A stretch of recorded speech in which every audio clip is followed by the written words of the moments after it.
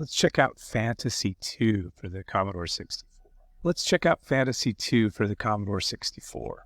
It's slow to load. I'm going to put it into warp mode.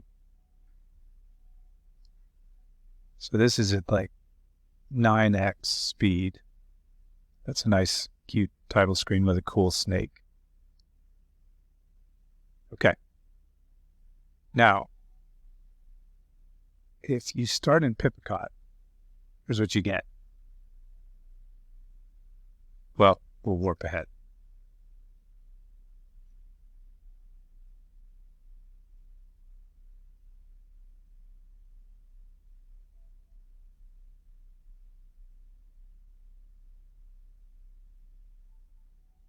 That was like 10 seconds in warp mode. You end up in this town. And you've got a little cursor to select where you want to go. You can exit. But if you exit, you must assemble a group. So you have to go to the guild. Also, when you enter, you must assemble a group. It really wants you to know that because you can't do anything until that message goes away. So let's go to the guild. And I'll show you how to make a new character. Human, thief. Roll some stats. Keep this character. What about re-rolling the stats? Nope. More? Yeah. Start over. Human, thief. Do I like those stats? Well, try it again. Human, thief. So the character creation process is a little bit cumbersome. But we're not going to do that right now. I'm actually going to load my party from earlier. Okay, let's load.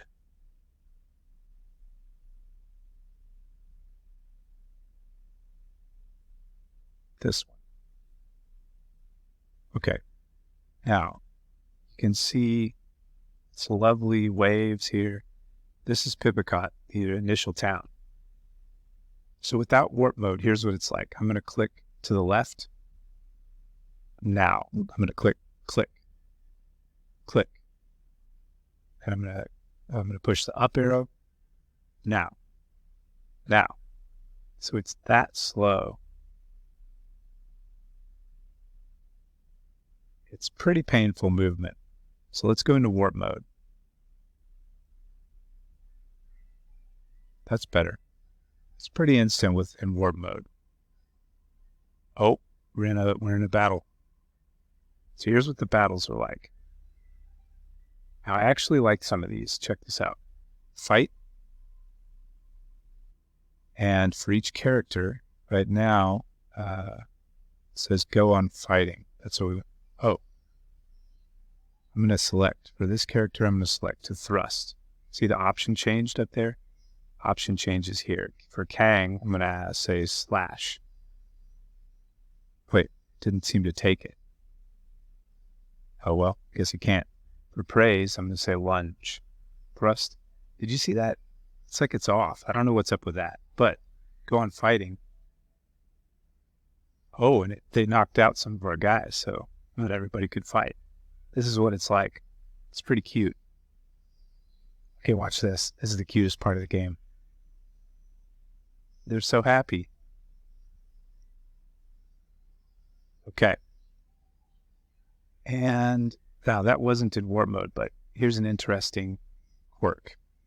Oh, got another encounter. I'm going to exit this because I don't want to do another battle. Whoa. I hope I can run away from this. Flee. Shoot. Warp mode. Okay, flee. Okay, we made it. Okay, now I'm going to go into this city. Right here. Yes, enter the town. And it takes a while. There's a lot of waiting in this game, a lot of loading. I mean, this is real time. And every time you enter a city, it's like this.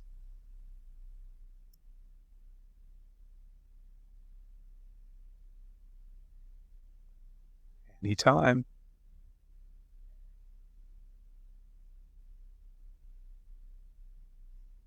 Wow.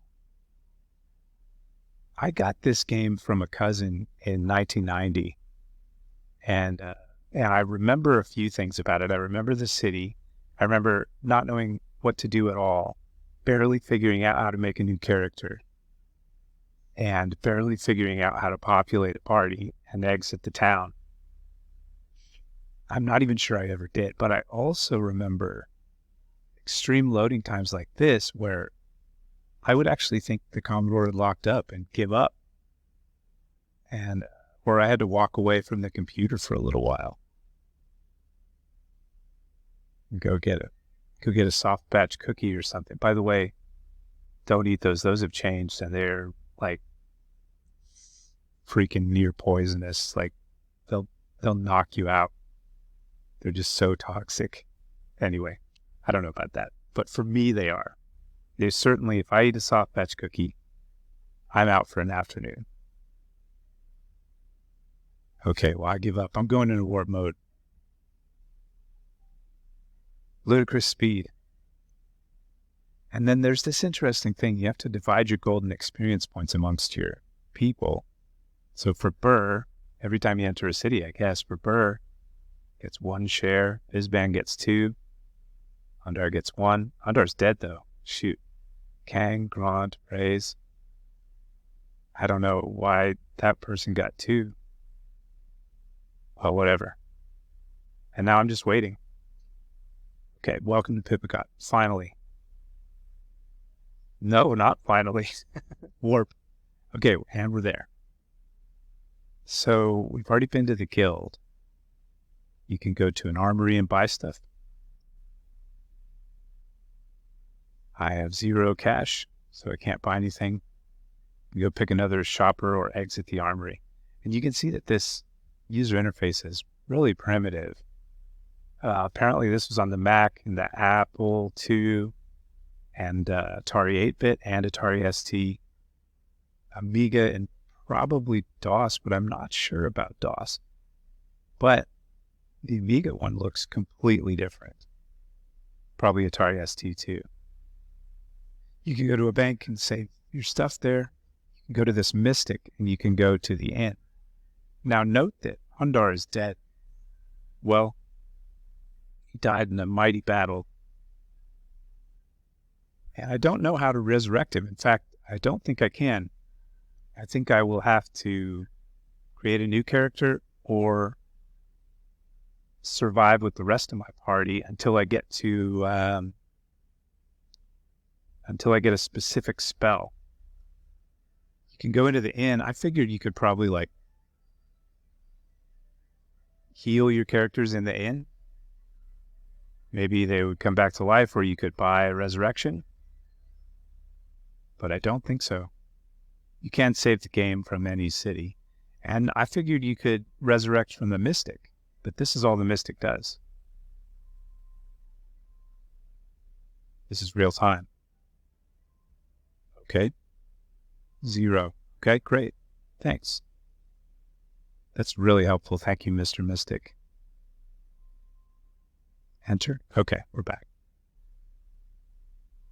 Okay, so far I've shown you some cumbersome things, but there are some nice things about this.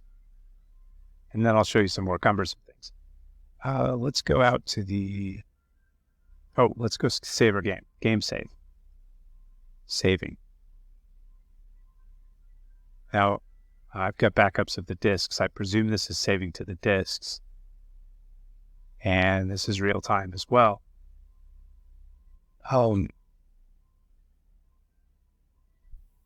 And note, I'm going to hit enter. Oh, nothing. And note that it didn't ask me what save slot to save in. There is only one save slot. That's fine. But it is unusual. Most of the games have, I don't know, maybe that's not true.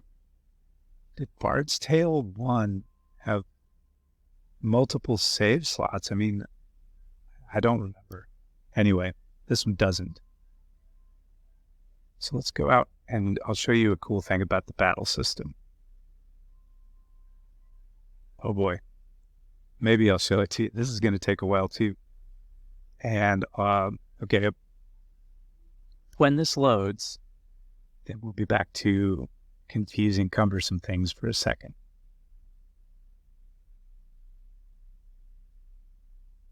Apparently, it's got a cool story.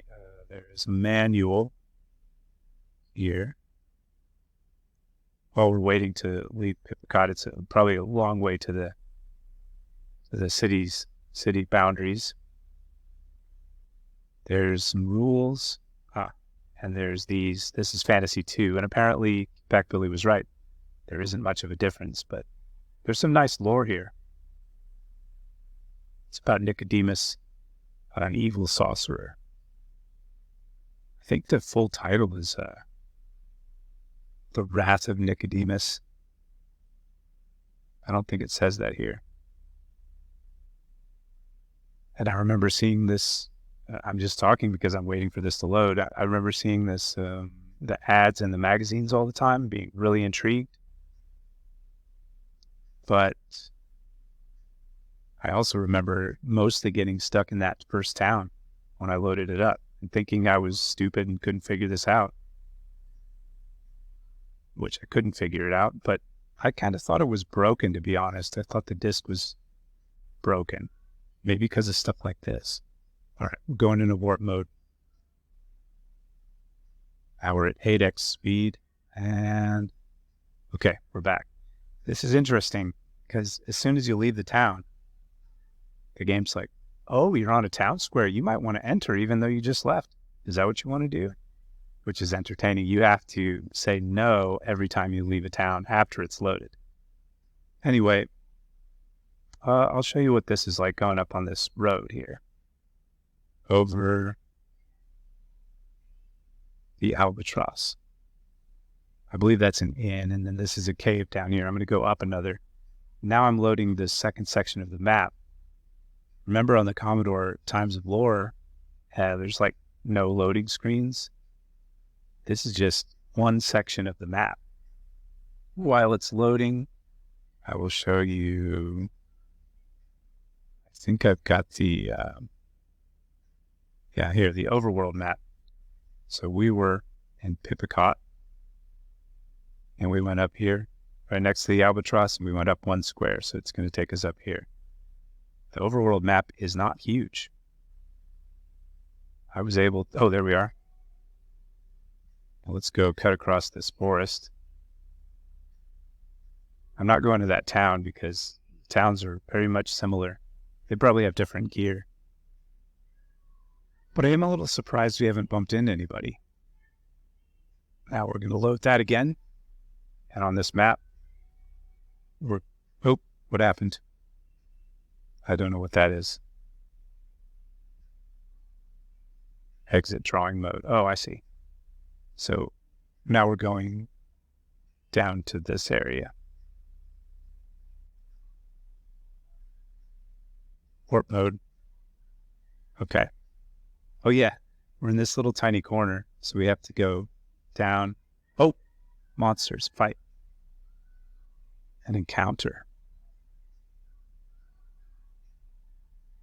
Look at this. Okay, that's faster, but still pretty painful. Let's fight.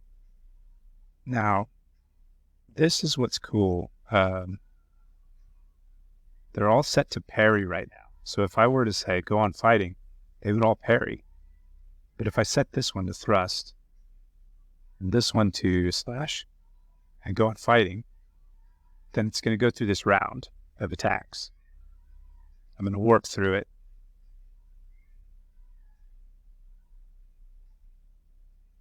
Okay. And then if we fight again, this is round 2. Look at this. The options are the same. So if you want to do the same thing you did last time, you just hit go on fighting. I think that's really nice, and I'm surprised that like games like Bard's Tale didn't really think of that or didn't copy it later. Because I don't know what the timeline is, but It would seem like Bard's Tale 3 was after this game.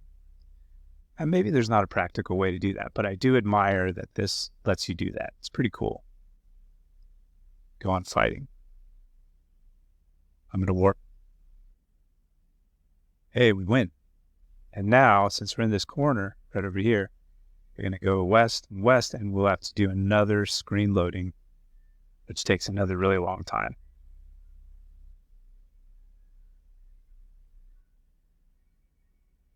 I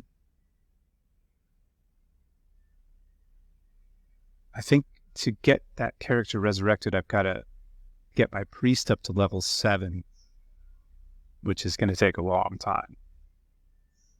And even if you do resurrect, they have a constitution loss of 1 point. That's unfortunate. Oop. So let's see if there's anything else. So if you play in warp mode, it's still kind of slow. Like, check this out. I'm going to go down here to this city. Yes. Even in warp mode, that's kind of a long time. You can play most of the game in warp mode. And, oh, right. 111. I don't know how that works, so whatever. Now, I'm going to go out of warp mode and I'll show you a few interesting things. And then I'll tell you the 2 big things I learned. If you go to spells, they really want you to know this. You can't learn anymore. Now, I can't do anything. I'm waiting just for that message to go away. That takes way too long. There's no reason for that. Can this one learn anymore? Oh, I can't. Gotta wait. That stuff's all annoying. Now, in looking up this game, I found 2 fascinating things. One is a pretty big deal. And the way to access it is right here. I'm in the guild and I go to inspect. And let's pick Fizzband. These are Fizzband's stats.